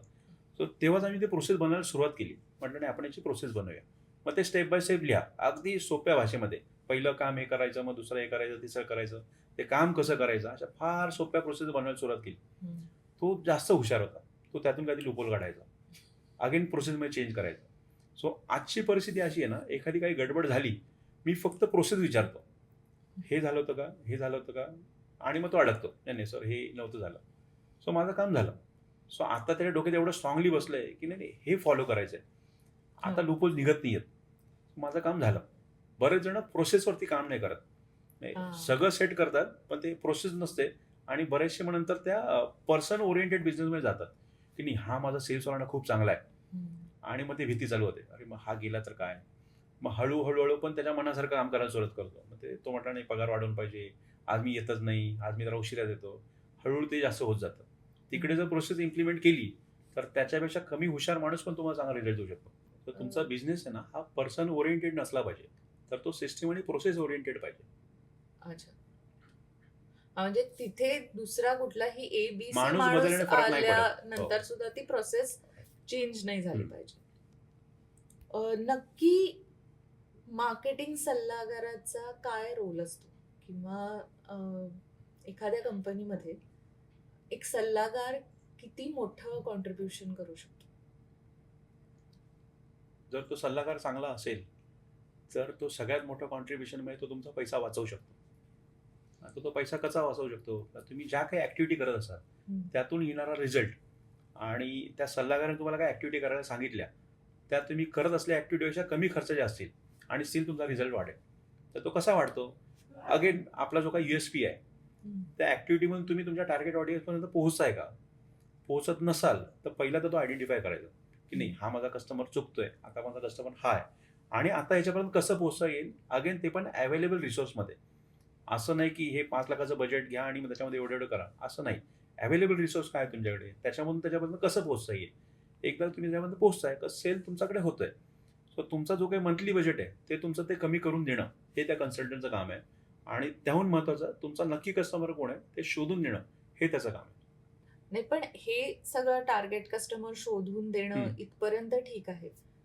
पण मला असं म्हणायचंय, की नेमके तुमच्याकडे जेव्हा एक बिझनेस येतो, की मला मार्केटिंग हं. कन्सल्टिंग हवं आहे हं. किंवा मला सल्ले हवे आहेत, असा जेव्हा एक बिझनेस तुमच्याकडे येतो, तेव्हा तुमची नेमकी काय प्रोसेस असते त्याच्यामागे? तर युजुअली आमच्याकडे कोणी येतो ना, तो ह्या अपेक्षेने येतो. आपण मार्केटिंग कन्सल्टंटकडे जाऊ, सो दॅट आपलं मार्केटिंग इम्प्रूव्ह होईल आणि आपला सेल्स वाढेल. सो ते तेवढं सोपं नसतं ते. म्हणजे बऱ्याचदा आम्ही म्हणतो, की जेव्हा तुम्ही प्रश्न विचारायला सुरुवात करता ना, मग असं जर कळतं, की नाही मार्केटिंग हे मेन चॅलेंज नाहीये. बाकी भरपूर गोष्टी आहेत, जिकडे हं. काम करणं गरजेचं आहे. सो ते पहिल्या मीटिंगमध्ये क्लिअर होतं, की एवढ्या सगळ्या गोष्टीवरती आपल्याला काम करायचं आहे आणि त्यातली सगळ्यात अर्जंट कोणती आहे, हं. ज्याच्यामुळे तुमचा बिझनेस वाढणार आहे, त्याच्यावरती पहिलं काम केलं जातं. सो ह्या केसमध्ये असं होतं, की मार्केटिंग वीक आहे असं बरेच जण म्हणतात, की नाही आमचा मार्केटिंग वीक आहे त्याच्यावरती आम्हाला काही आयडियाज हव्यात. हं. सो तुम्हाला मगाशी जी केस स्टडी सांगितली, कोटेशन फॉर्मॅट. हं. हं. कोटेशन फॉर्मॅट बदलणं सोपं आहे. त्याला काही फार खर्च नाहीये. सो अशा छोट्या छोट्या छोट्या ऍक्टिव्हिटीज काय इमिजिएटली बदलता येतील त्या आम्ही पहिल्या बदलतो आणि मग ज्या काही खर्चिक गोष्टी असतील त्या आम्ही सेकंडरी करतो. सो अवेलेबल रिसोर्समध्ये तुम्हाला मॅक्सिमम रिझल्ट कसा आणता येईल इथून आमची सुरुवात होते. ओके. मार्केटिंग करणं म्हणजे गाजावाजा करणं असं एक जनरल स्टेटमेंटमध्ये आपल्याला ऐकायला पण मिळतं, हम्म. बघायला पण मिळतं. किंवा पेपरमध्ये ऍड दिली की आपलं मार्केटिंग होतं, हम्म. किंवा मॅगझिनमध्ये माझं आर्टिकल छापून आलं हम्म. तर माझी ऍड होते. तर या सगळ्या खूप ना शेवटच्या टप्प्याच्या गोष्टी आहेत असं मला वाटतं. तर मधले जे काही प्रोसेसेस असतात की म्हणजे मला जसं तुम्ही म्हणालात की टार्गेट कस्टमर शोधणं हम्म. आणि हे, तर त्या मधल्या प्रोसेसेसमध्ये अजून काय करणं गरजेचं असतं? फॉर एक्झाम्पल आता माझ्याकडे एक फूड इंडस्ट्री आहे, तर त्यांनी नेमकी कुठल्या 4 गोष्टी केल्या पाहिजेत की आता माझं एक प्रोसेस किंवा मार्केटिंग माझं एक सेट होईल या 1-2-3 गोष्टी केल्यानंतर, असं काही आहे का? बरं, तो हा. गाजावाजा नक्की कोण करतंय ना ते असं इम्पॉर्टंट आहे. म्हणजे गाजावाजा तो आपण करतोय का पब्लिक करते. याचं क्लासिक एक्झाम्पल ट्रू कॉलर माहिती आहे तुम्हाला? हा. कधी काळी ते लॉन्च झालं होतं. ते हो, काय काम करतं ते? नंबर दाखवतं बेसिकली, बरोबर. की नाव दाखवतं अननोन नंबरचं. याच्यासाठी ट्रू कॉलरने जेवढं मार्केटिंग केलं असेल ना का ते काय करतं ते सांगणं, त्याच्यापेक्षा जास्त लोकांनी केलं होतं. मी वापरायला लागलो आणि मी तुला सांगितलं अरे नाही हे असं कर याच्यामुळे नंबर कळतात. हा. सो हे गाजावाजा कोण करतंय? हा तुमचा ऑडियन्स करतोय. हम्म. असा जेव्हा तो गाजावाजा होतो ना तर ते कमीत कमी खर्चात होतो आणि इकडे तुमचा ब्रँड क्रिएट व्हायला जास्त मदत होते. हम्म. आता दुसरं क्लासिक एक्झाम्पल म्हणजे आयफोन. हम्म. काय करतो आयफोन? तुम्हाला एक स्टेटस देतो. आता मी बघितलं अरे नाही याच्याकडे आयफोन आहे आपल्याला पण आयफोन घ्यायला पाहिजे. तो फक्त स्टेटस देते. तो काही फीचर वगैरे सांगत नाहीये. आता मला दुसऱ्या ब्रँडबद्दल बोलायचं नाहीये, पण त्याच्यापेक्षा चांगला कॅमेरा असलेले किती ब्रँड आहेत. फक्त कॅमेरा आहे म्हणून तो आहे का? तर नाहीये. तो आज स्टेटस म्हणून झालेला आहे. तो त्याचे पुरेपूर फीचर्स वापरणारे हे फार कमी लोक आहेत. आता 100 लोकांकडे आयफोन असेल ना त्यातले हार्डली 5 किंवा 10 असतील जे त्याचे फीचर्स युज करतात. ज्यांना माहिती पण बाकी आहे. 90% हे स्टेटस म्हणून युज करतात. तो गाजावाजा तुम्ही करणं म्हणजे तुम्हाला ऍडव्हर्टायझिंगचं बजेट खूप हेवी पाहिजे. म्हणजे तुम्ही ते सारखं हॅम्पर करून करून करून करून म्हणजे मोठमोठे ब्रँड कोलगेट आजमध्ये आमच्या याच्यामध्ये चारकोल आहे, आमच्या यामध्ये हळद आहे, हे आहे ते आहे, ते खूप ऍडव्हर्टायझिंगमध्ये ते खर्च करतायत. आणि ॲट द अपोजिट आता मी जे 2 ब्रँड सांगितले ते त्या गोष्टी नाही करतात. त्या लोकांना भाग पाडतात का गाजावाजा करा अशा पद्धतीने मार्केटिंग करतात. अच्छा, एक एक्झाम्पल आहे. म्हणजे परवाच मला जाणवलं ते, म्हणजे मला असं खरंच प्रकर्षाने ती गोष्ट जाणवली. नाशिकमध्ये एक मिसळ आउटलेट आहे. नाव नाही घेणार मी, परत ब्रँड इश्यू होतो. पण त्याचं प्रचंड मार्केटिंग हे इन्स्टावर झालेलं होतं. आणि त्यांनी बाकीचं काही बोर्ड्स वरती खर्च केला नाही, किंवा रस्त्यावर लागणार ते होल्डिंग्स असतात त्याच्यावर खर्च नाही केला, किंवा एवढ्या एवढ्या अंतरावर हे आउटलेट आहे असंही कुठेही नमूद नव्हतं. आम्ही खूप शोधत होतो ते कुठे कुठे कुठे, पण आम्हाला काही ते दिसत नव्हतं. फक्त मॅपवर कळत होतं. आणि तिथे जेव्हा आम्ही गेलो तिथे पार्किंगला जागा नव्हती, विच इज भलं मोठं ग्राउंड त्यांनी पार्किंगसाठी अलॉट केलं होतं, पण एवढी गर्दी होती की आम्हाला पार्किंगला सुद्धा जागा नव्हती. म्हणजे एवढी गर्दी ऑलरेडी त्यांनी खेचली होती फक्त सोशल मीडियावर पोस्ट करून. पण मग आता त्यांचं बाकीचं हे काहीच नाहीये, फक्त सोशल मीडिया आहे. मग त्यांनी म्हणजे काय म्हणायचंय मला की ते या ट्रेंडमध्ये आहेत, बाकीचं ते काहीच करत नाहीत, तरी त्यांच्याकडे गर्दी आहे. बी हा असा एक माणूस आहे की जो सोशल मीडियावर आहे पण त्याच्याकडे तेवढी गर्दी खेचली जात नाहीये आणि त्यांनी बाकीचे सगळे केले. सो कुठलं बरोबर आहे? नाही, दोन्ही बरोबर आहे. कारण आता हे जे करतायत ते एकच गोष्ट करतायत, पण खूप कन्सिस्टंटली करतायत. मगाशी मी म्हटलं मी आता रायडर आहे, बाईक वगैरे भरपूर झालं होतो. सो काही ब्रँडने ना त्यांचा टार्गेट ऑडियन्स एवढ्या निश लेवलला आणलेला आहे. आता लोणावळ्यामध्ये एक मिसळ आहे, बुवांची मिसळ. हे इन जनरल लोकांना नाही माहित का असं काहीतरी आहे, पण रायडिंग कम्युनिटीमध्ये सगळ्यांना माहिती आहे. का तर आता कुठेतरी राईडला चाललोय नाही, मग तिथे थांबायचं आणि तिथे ब्रेकफास्ट करायचा आणि मग पुढे जायचं. सो त्यांनी पण ते तसंच केलेलं आहे. त्यांनी ते रायडिंग कम्युनिटीमध्ये तर रीच आपला वाढवलेला आहे, बाकी इन जनरल पर्यंत नाही वाढवलेला आहे. सो एवढ्या निश लेवलला तुम्ही येता ना, तेव्हा तुमच्या ऍक्टिव्हिटी कमी होतात ऑटोमॅटिकली. तुम्हाला भरपूर ऍक्टिव्हिटी करणं गरजेचं नाही आहे. पण तुमचा जर जो ऑडियन्स आहे तो जर असा पसरलेला असेल, तुम्हाला एवढ्या 5 टाईपची ऑडियन्स हवी असेल, तर तुम्हाला मल्टिपल गोष्टी करणं भाग आहे. एक गोष्ट करून नाही होणार मग ती. पण मग अशा मल्टिपल गोष्टी या बिझनेस बघून डिसाईड होतं, प्रोडक्ट बघून डिसाईड होतं, का कस्टमर बघून डिसाईड होतं? सोप्पा आन्सर आहे, तुमचा ऑडियन्स कोण हवा आहे तुम्हाला. एकदा का तो आयडेंटिफाय झाला, मग ते डिफाईन करणं सोपं आहे. तुमचं प्रोडक्ट काय, तुमची सर्व्हिस काय, ह्या गोष्टी सेकंडरी आहे. तुम्हाला कोणत्या टाईपचा कस्टमर हवा आहे हे तुमचं डिसाईड झालं, मग ते करणं सोपं आहे. नाही, मला अजूनही ते क्लिअर आन्सर नाही मिळत आहे. माझं असं म्हणणं आहे की आता फॉर एक्झाम्पल असं जनरल म्हणणं असतं की जे FMCG ब्रँड्स असतात, तर ते सगळे ब्रँड्स हे इन्स्टावर असतात. ठीक आहे, इन्स्टा किंवा फेसबुकवर हम्म. असतात. म्हणजे तिथे तुम्ही प्लॅटफॉर्म तुमचा ठरवला. हम्म. ठीक आहे, हे मी आता सोशल मीडिया बद्दल बोलतीये. आणि जर समजा ऑटोमोबाईल हे असेल कोणतं तरी, तर तो काही इन्स्टावर ऍड नाही Right. करत, तर त्यांचे काही आर्टिकल्स हे लिंक्डइनवर येतात. बरोबर. ओके, सो त्यांनी त्यांचा एक प्लॅटफॉर्म सेट केलेला आहे. तसं ब्रँड्स बघून प्लॅटफॉर्म ठरवले जातात, बिझनेस बघून प्लॅटफॉर्म ठरवले जातात, का टार्गेट ऑडियन्स बघून प्लॅटफॉर्म ठरवले जातात? आता इथे आपण प्लॅटफॉर्म म्हणजे ना, आपण ती मार्केटिंग ऍक्टिव्हिटी असं म्हणूया. हा, तेच. म्हणजे कोणती ऍक्टिव्हिटी? हा, म्हणजे मीच सोशल मीडिया So बद्दल आता बोलतीये. मला जेवढ्या काही गोष्टी माहिती आहेत ना, जवळपास 168 ऑप्शन्स आहेत मार्केटिंगचे, म्हणजे मला हा. माहिती असलेले. ओके, सो आपण त्याच्यातलं डिजिटल मार्केटिंग हा एक झाला. एक झाला. सो त्या 168 मध्ये तुमच्या नक्की कामाचा कोणता आहे, हे तुमचा बिझनेस आता कोणत्या लेवलला आहे, बिझनेस कशा प्रकारचा आहे, तुमचा ऑडियन्स कोण आहे, या अशा भरपूर फॅक्टरवरती तो ठरतो. बऱ्याचशा उद्योजकांचं चुकतं कुठे, त्यांना माहीत असलेल्या गोष्टी ते करतात. अरे नाही, कोणीतरी म्हटलं डिजिटल करा, मग त्याचा तुम्हाला फायदा होईल, चला डिजिटल करूया. कोणतरी म्हणतं नाही, तुम्ही हे करून बघूया. सो ते त्याच्यामुळे ते गणित चुकत आहेत. आपल्यासाठी नक्की कोणता, म्हणजे आपण समजा आता पोट दुखतंय, सो आपण पोटाचा स्पेशलिस्ट असतो, त्याच डॉक्टरकडे जातो ना, तर कुठल्याही डॉक्टरकडे आपण नाही जात. हा. तर तसं आपण मार्केटिंगमध्ये करतो का, हा आपला ऑडियन्स आहे, मग आपण ही ऍक्टिव्हिटी करायला पाहिजे. तसं नाही होत बऱ्याचदा. ओके, पण मग आता जसं तुम्ही म्हणालात की 168 हो. प्लॅटफॉर्म्स आहेत वेगवेगळे. प्लॅटफॉर्म नाही, पण ट्रिक्स, प्रकार म्हणता येतील, टाईप्स म्हणता येतील टाइप्स, मार्केटिंगचे. मार्केटिंग टाइप्स आहेत 168 मार्केटिंग टाइप्स. हम्म. तर ते सगळे टाइप्स तुम्ही आजमावलेले आहेत का? नाही, हे मला माहिती आहेत. माहिती हे आहे. एवढे मला प्रकार माहिती आहेत. ओके, यातले सगळेच कोणी वापरत नाहीये, फार कमी वापरतात. पण यातले नक्की वापरायचे कोणते ते मी सांगतो. हा, हा, हे तुमच्या असं कामाचे आहेत म्हणून.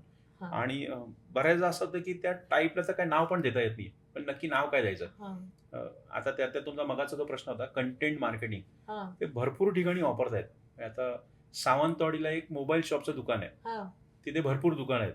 आता अशा ठिकाणी तो एकटा कसा उठून दिसणार, हा. यासाठी काय करता येईल. सो म्हटलं एक काम करा, तुम्ही बोर्ड चेंज करा तुमचा, आणि बोर्डवरती कुठेच हे मोबाईलचं दुकान हे काहीच लावायचं नाही. किंवा नाही, तुम्हाला कळणार कसं लोकांना आम्ही मोबाईल विकते म्हणून. ते हा, म्हटलं पहिला बोर्ड दिसू दे लोकांना. हा. बोर्ड हा अट्रॅक्शन पॉईंट क्रिएट होणार आहे. लोक ऑब्व्हियसली खाली बघणारच ना, नक्की हे काय विकतायत ते. ते मग काय करायचं बोर्डवरती. म्हटलं बोर्ड फार मोठ्या अक्षरात लिहायचं, उधारी चालू आहे. That's it. काही नंबर नाही, काय विकताय काय काही सांगायचं नाही, उधारी चालू आहे, एवढंच करा. तिला नाही, पण आपण उधारीवरती काही करत नाही. म्हटलं तुम्ही बाकी ब्रँडवर जे काही करताय, बजाजवरती वगैरे करताय, ती एक प्रकारची उधारीच आहे ना. तुम्ही देत नाहीये, पण कोणाला तरी असोसिएट म्हणून तुम्ही उधारीच आहे ना एक प्रकारची. आम्ही हा, लोनवरती हा, फोन घेतोय, हा, सो लोन पे फोन हे तर सगळेच करतायत, तुम्ही उधारीवरती. हा. सो ते असं काहीतरी वेगळं काही असल्याने लोकांना अट्रॅक्शन पॉईंट क्रिएट होतो. तर त्याचा इम्पॅक्ट एवढा मोठा झाला. ह्या अशा बोर्डमुळे लोक त्याचे फोटो काढून मध्ये ग्रुपवरती पाठवायचं, अरे आज एक दुकान बघितलं, असा फोटो होता.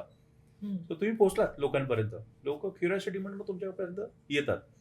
तर आता हे नक्की कुठल्या टाईपमध्ये बसतं, हे आपण आता कंटेंट मार्केटिंगमध्ये बसू शकतो. तर तुमचा जो मगाचा प्रश्न होता, इथे सोशल मीडिया काही वापरलंय का, आपण नाही वापरत आहे, पण लोकांना आपण भाग पाडतोय वापरायला. सो अगेन आपण इकडे थोडंसं ब्रँडिंगकडे पण जातोय. लोक म्हणून मेहनत करू दे आपला ब्रँड मोठा करण्यासाठी, ना की आपणच ऍडव्हर्टाइजमेंट करतोय, आपणच खर्च करतोय, नाही काय करतोय, हे लोकांनाच करू दे. सो ह्या केसमध्ये आपण जवळपास 3 ते 4 टाईपचा यूज केला होता. खर्च फक्त त्या बोर्डचा होता, पण ते 3 ते 4 मार्केटिंगचे टाईप आपण वापरले आणि त्याचा बिझनेस ग्रो केला होता. ओके, आता सगळ्यात जो मला ना असा पहिल्यांदा असं जेव्हा ठरलं की आपण तुम्ही येणार आहात इथे, तेव्हा मला पहिला प्रश्न जो वाटला होता तो मी आता विचारते, की मार्केटिंग म्हटलं ना, की सगळे विजन, मिशन, मग तुमचं विजन काय आहे, तुमचं मिशन काय आहे, आणि मग प्रेझेंटेशन्स, आणि मग पीपीटीज बनवा, मग एक्सेल शीट तयार करा, तुमची बॅलन्स शीट काय आहे, तुम्ही किती टॅक्स भरता, तुम्ही हे किती करता, तुम्ही ते किती करता, इतके सारे प्रश्न येतात त्याच्यामध्ये. तर आत्ता आपण इतका वेळ मार्केटिंग बद्दल बोललोय, आणि या 4-5 जे काही कीवर्ड्स आहेत त्याचा एकही शब्दाचा आपण इथे उच्चार केलेला नाहीये. मग हे सगळं का करतात किंवा कशासाठी केलं पाहिजे, आणि खरंच गरजेचं आहे का? खरंच गरजेचं आहे का, तर 100% आहे. फक्त ना त्याची सिक्वेन्स चुकली असते. म्हणजे एखादा आपल्याकडे काहीतरी मदत मागायला आलाय, सर मला मदत करा, मदत करा, किंवा मगाशी म्हटल्याप्रमाणे नाही मला आता खूप भूक लागली, मला काहीतरी खायला हवंय, आणि त्यावेळी आपण त्याला लेक्चर देणं, नाही ते सात्विक खायला हवं, मग ते कसं खायला हवं, वेळा आपल्याला अशाच पाळल्या पाहिजे, ते तेव्हा गरजेचं नाहीये ना. आता त्याला मदत हवी आहे काहीतरी. सो युजली आमच्या केसमध्ये आम्ही काय करतो ना, इमिजिएट प्रॉफिट कसा वाढेल याच्यावरती पहिलं काम चालू करतो. ते खिशात पैसे वाढतील कसे याच्यावरती काम केलं जातं. तुमच्या जेव्हा खिशात पैसा यायला लागतो ना, व्हिजन बनवणं सोपं होतं. पण आज माझी अडचण वेगळी आहे, मला जेवायला काय नाही आहे, मला भूक लागली, मला जाणवतंय. पण अशा वेळेस तुम्ही सांगणार नाही ते व्हिजन बनवा, मिशन बनवा. मग ते टिपिकल कोणाचं तरी कॉपी केलं जातं. मग मला ते इंडियामधलं बेस्ट व्हायचं आहे, मला वर्ल्डमधलं बेस्ट व्हायचं आहे. ह्या अशाच गोष्टी होतात. आणि त्याच्यामध्ये 3 महिने गेले, 6 महिने गेले, अरे पण ते प्रॉफिट नाही वाढत आहे, कस्टमर नाही वाढत आहे. सो मूळ मुद्दा बाजूलाच राहतो ना. सो त्या गोष्टी हव्यात का? हव्यात. पण आज नको आहेत ना. आज कसंही करून मग बिझनेस कसा वाढेल, सेल कसा वाढेल, प्रॉफिट कसा वाढेल, याच्यावरती पहिलं काम करणं जास्त गरजेचं आहे. तुम्हाला काय वाटतं, 5 जर का चुका सांगायच्या झाल्या आपण, ज्या सर्रास आपल्याला दिसतात बिझनेस करताना, लोक हमखास करतात, तर असं काय आहे तुम्हाला वाटतंय? म्हणजे नो ऑफेन्स, पण मला असं वाटतं की या उत्तराने मे बी कोणाच्या तरी बिझनेसमध्ये हे होईल, त्यांना रिअलायझेशन होईल की नाही, हे मी आता करतोय ते थोडंसं मला बदललं की मे बी माझा बिझनेस चांगला चालू होईल. बरेचसे उद्योजक लोकांना दाखवण्यासाठी बिझनेस करतात, आणि मग ते नुसार टर्नओव्हरच्या मागे असतात. बिझनेसचा टर्नओव्हर कसा वाढेल, आणि हळूहळू असं होतं की त्यांचे टार्गेट पण टर्नओव्हर आले असतात. मला ह्या वर्षात एवढा टर्नओव्हर करायचा आहे, तेवढा टर्नओव्हर करायचा आहे. मग त्याच्यामध्ये प्रॉफिट कधी कधी होतो, कधी कधी होत नाही. अरे, तुम्हाला काय वाटतं की कोणत्या 3 चुका आहेत की ज्या कोणताही उद्योजक वारंवार करतोय, आणि त्याच्यामुळे त्याचा ओव्हरऑल बिझनेस इफेक्ट होतोय? मे बी या उत्तरांनी किंवा हम्म. आपण आता जी चर्चा होते त्याच्यामधनं काही एक टिप्स मिळतील हो. त्यांना, की आणि त्या सुधारून थोडाफार त्याचा बिझनेस तो मार्गी लावू शकतो. याच्यामध्ये सगळ्यात पहिलं तर मी असं म्हणेल की अवेलेबल रिसोर्स काय हं. आहेत याच्यावरती जास्त फोकस करायला पाहिजे. बरेचसे उद्योजक अवेलेबल आहेत त्याकडे काही फोकस न करता अजून काय करता येईल याच्या नादामध्ये ना ते त्याच्या मागे गोष्टी भरपूर जातात. मग आपण हे करूया, आणि अवेलेबल ते तसंच बाजूला राहतं. अशा बऱ्याचशा गोष्टी आहेत ज्याच्यामध्ये खर्च नाही आहे किंवा फार मिनिमम खर्च आहे, स्टील तुमचा बिझनेस ग्रो होऊ शकतो. आणि हे सगळं अवेलेबल आहे आपल्याकडेच असतं. पण आपण नेहमी ना सोल्युशन बाहेर शोधत असतो, त्यामुळे ते आपल्याला उत्तरं सापडत नाही. सो एक अवेलेबल रिसोर्स काय याच्यावरती फोकस करा. सेकंड, प्रॉफिट कधीच सोडायचं नाही, आणि जे काही तुमचे टार्गेट असेल ते नेहमी प्रॉफिट ओरिएंटेड ठेवा. तुम्ही ह्या वर्षात जे काही आता गोल सेटिंग करत असाल, तर ह्या वर्षात माझा एवढा प्रॉफिट झाला पाहिजे असे गोल सेट करा. रादर माझा एवढा टर्नओव्हर झाला पाहिजे. टर्नओव्हरचं कदाचित तुम्ही लोकांना सांगण्यासाठी मग आमचं हे टार्गेट आहे, पण तुमचं स्वतःचं काही टार्गेट असलं पाहिजे की एवढा प्रॉफिट झाला पाहिजे. कारण बऱ्याचशा बिझनेसमध्ये असं बघितलंय मी, टर्नओव्हर तर अचीव्ह करतात, पण प्रॉफिट तेवढाच झालाय जेवढा मागच्या वर्षी होता. सो त्या टर्नओव्हरला त्याचं काही महत्त्व नाही राहिलं. रादर टर्नओव्हर तेवढाच आहे आणि प्रॉफिट वाढलाय, हे जास्त चांगला सिनेरिओ आहे. आणि थर्ड थिंग, तुम्ही जेवढे फ्री राहाल ना तेवढे तुम्हाला अजून तुम्ही बिझनेस ग्रो करू शकताय. आणि ते फ्री राहण्यासाठी सिस्टीम आणि प्रोसेसवरती जास्त काम करा, जेणेकरून तुमची माणसं बदलली किंवा अचानक काही झालं स्टील तुमचा बिझनेस रन होत राहील. बऱ्याच केसमध्ये असं होतं की तुम्हाला ना कन्सल्टंटची गरज नसते. पण ही गरज का नसते, तर कारण तुम्ही जर फ्री जर नसाल बिझनेसमधून, तर तुम्ही प्रत्येक उद्योजक हुशार आहे, पण तो बिझनेसमध्ये एवढा काय अडकलेला असतो ना, त्याला ते नाही सुचत. तो नेहमी फायर फायटिंगच चालू असते. आज हे पण करायचं, उद्या ते पण करायचंय. अचानक एक माणूस गेला, मी आता काय करू? आणि म्हणून त्याला कन्सल्टंटची गरज लागते. सो मी स्वतः कन्सल्टंट असून सुद्धा मी लोकांना सांगतो की तुम्हाला कन्सल्टंटची गरज नाहीये, पण त्याच्यापूर्वी तुम्ही या सिस्टीम प्रोसेसवरती काम करा, तर तुम्हाला कन्सल्टंटची गरज नाहीये. एक उदाहरण देऊ शकाल का की कसा माणूस अडकलेला असतो बिझनेसमध्ये? त्या टर्नओव्हरच्या केसमध्ये मी सांगेन, आमच्याकडे काही वर्षांपूर्वी एक कस्टमर आला होता. ते लोक सिक्युरिटी प्रोव्हाइड करतात. टिपिकल ते रेसिडेन्शियल एरियामध्ये किंवा कॉर्पोरेट ऑफिसला गेटवरच्या सिक्युरिटी, लिफ्टमधल्या सिक्युरिटी, सिक्युरिटी प्रोव्हाइड करण्यात त्यांचा बिझनेस. सो सेटअप फार मोठा, म्हणजे जवळपास 7.5 CRचा टर्नओव्हर. सो बिझनेस चांगला आहे आणि जवळपास 700-800च्या आसपास कधी माणसं कामं करतायत. सो ते आमच्याकडे आलेच, ते आम्हाला म्हटलं की आम्हाला नाही, आता जवळपास 1500 माणसं करायची आहेत आपल्याला, 15,000 माणसं आपल्याला करायची आहेत. सो याच्यासाठी तुम्ही काय हेल्प करू शकाल का? म्हटलं 700 माणसं आहेत, ती आता 15,000 करायची आहेत, हे असं टार्गेट का ठेवलंय तुम्ही? तिला नाही, म्हणजे सिक्युरिटी आपली वाढली म्हणजे बिझनेस वाढेल. म्हटलं मला प्रॉफिट बद्दल सांगा, प्रॉफिट किती हवाय तुम्हाला? ते बोलले बाय डिफॉल्ट होणार. म्हटलं स्टील मला सांगा प्रॉफिट किती हवाय तुम्हाला? सो त्यांनी प्रॉफिटचे काही गणित सांगितले, आम्हाला एवढा प्रॉफिट कमवायचा आहे पुढल्या वर्षात. मग प्रश्न असा होता, एकही नवीन माणूस न ऍड करता एवढा प्रॉफिट झाला तर चालेल का? सो हे कुणाला नाही आवडणार, सगळ्यांना आवडेल. पण ते नाही, पण हे कसं काय शक्य आहे? हे नाहीच पॉसिबल. म्हटलं पॉसिबल होईल, टार्गेट ऑडियन्स चेंज करूया. ते म्हटलं यात कसं टार्गेट ऑडियन्स चेंज करणार? म्हटलं तुमची काही माणसं जे हळूहळू मोठमोठ्या इव्हेंटला बाउन्सर्स वगैरे लागतात, त्याच्यासाठी ट्रेन करा. ते बोलले ठीक आहे, पण त्याने काय होईल?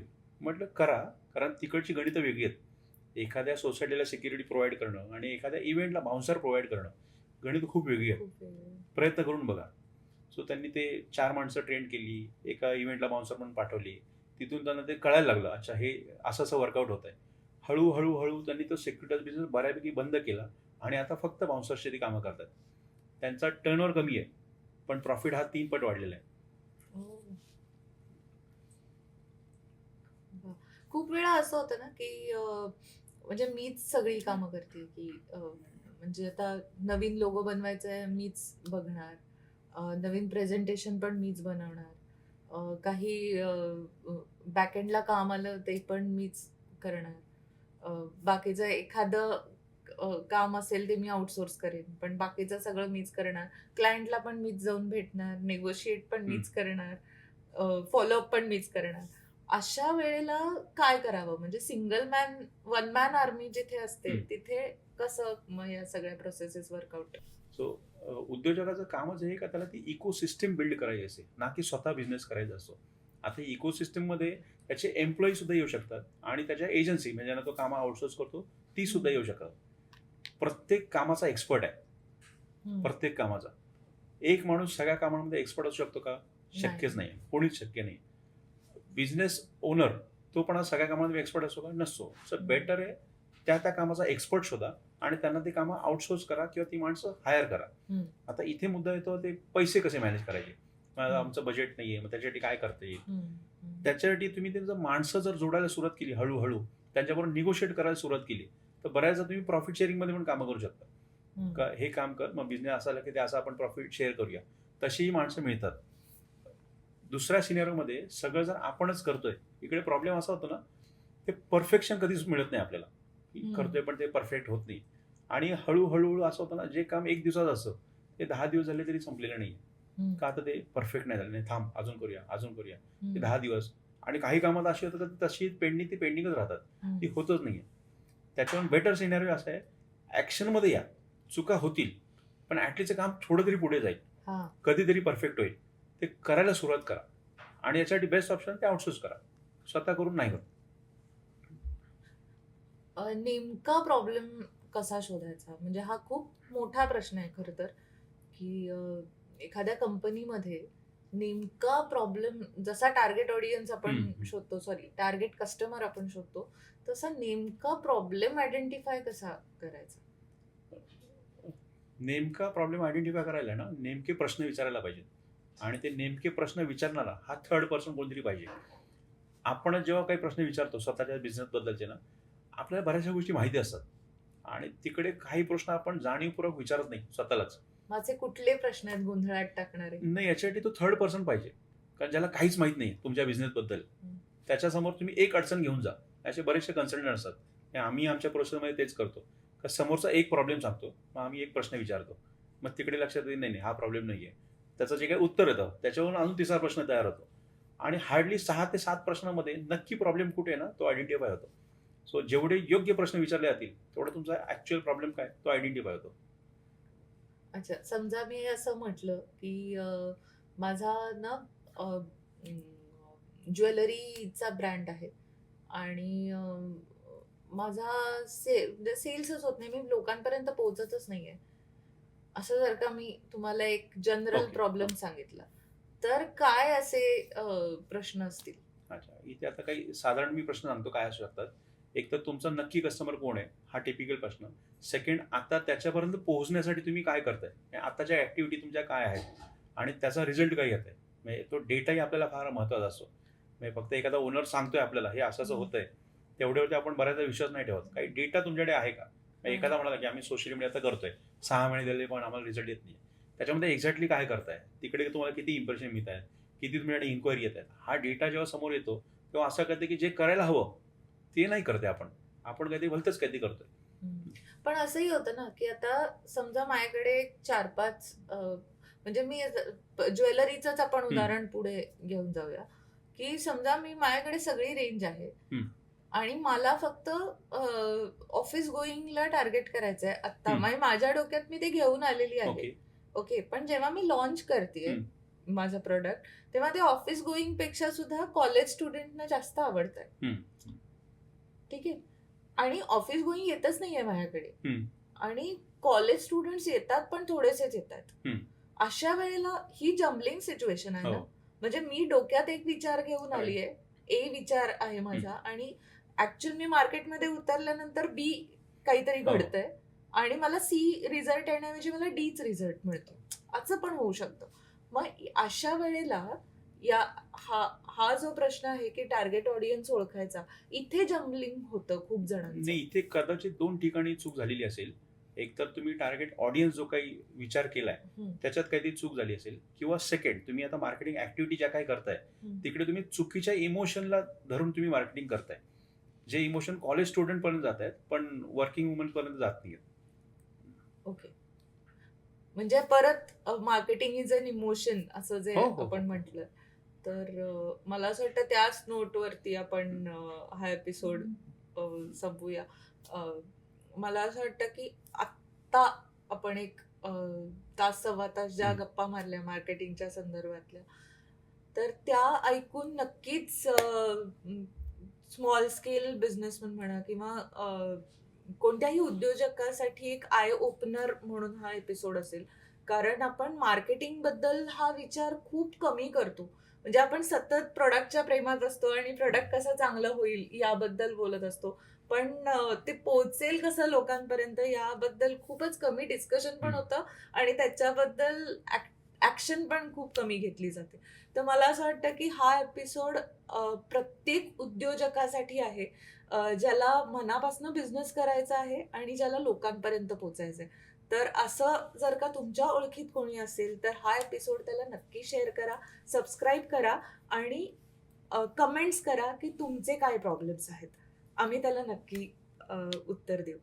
सो शेअर द स्टोरी पाहत राहा. पुढचा एपिसोड अजून जास्त इंटरेस्टिंग आणि अजून एका इंटरेस्टिंग व्यक्तीबरोबर असेल. तोपर्यंत बाय बाय. थँक्यू.